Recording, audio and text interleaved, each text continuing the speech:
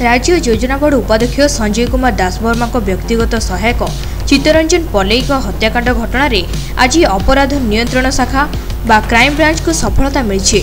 तदंत प्रामाणिक तथ्य जांच और technical analysis mobile phone tracking और अन्य आनुषंगिक तथ्य को आधार करी दुई जन को गिरफ्त कर तदंत दायित्व में crime branch DSP Shishir Kumar Mishra आज संध्यार एक सांबादिक सम्मेलन में कहते ସେହି ଦୁଇ ଜଣ ହେଲେ ପୁରୀ ସଦର ଥାନା अंतर्गत शासन दामोदरपुर जगन्नाथ षडंगी और बासुदेवपुर अशोक उपाध्याय सेमानकु गिरफ्त कराई कोर्ट चालाण कराଯାଇଛି।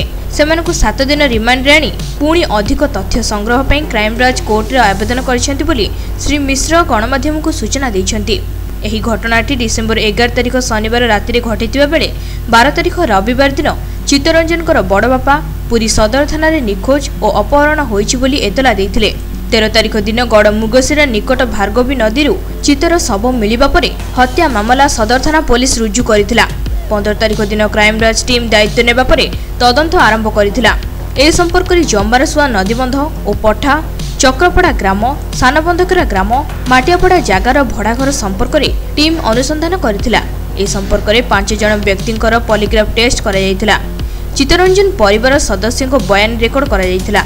तथापि एही घटनार अनेक रहस्य थिबारु से संपर्क रे टीम अधिक अनुसंधान चालू रखिछि।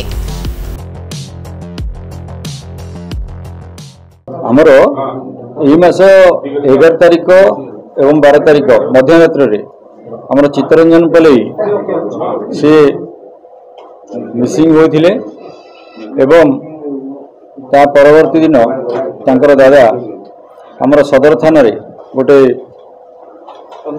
मामला दायर करथिले। गोटे अपहरण केस रजिस्ट्री होइथिला। से अपहरण केस टी हमर 13 तारिख दिन जेतेबेले चित्तरंजन पल्लईंकर डेड बॉडी क्षताक्त डेड बॉडी हमर से नुआ नई गड़मुगसिरा ब्रिज पाखरे मिला सेतेबेले सेटा गोटे हत्या मामला रे परिवर्तित होइथिला। 15 तारिख दिन ए घटनार गुरुत्व को उपलब्धि करी क्राइम ब्रांच हमर एक केस टेकअप करथिले एवं से 15 तारिख दिन ठारू आमर क्राइम ब्रांच टीम ए पुरी रे कैंप करिछि एवं इन्वेस्टिगेशन तार करूछि। आमर आज जो दुई जन प्रोड्यूस होइछन्ती तांको मिसाई टोटल 5 जन आमर 5 जन व्यक्तिଙ୍କର पॉलीग्राफ टेस्ट करा जायछि। चित्तरंजन पल्लईଙ୍କ परिवार सदस्यଙ୍କର हम बयान रेकॉर्ड करिछु।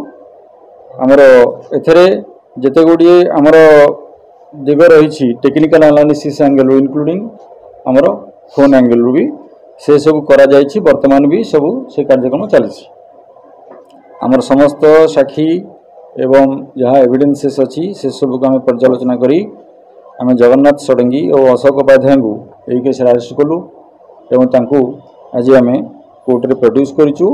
दफा अच्छी 120B 302 201 34 IPC एवं आम आज पुलिस रिमांड 7 दिन रिमांड आम कोर्ट को अनुरोध कर।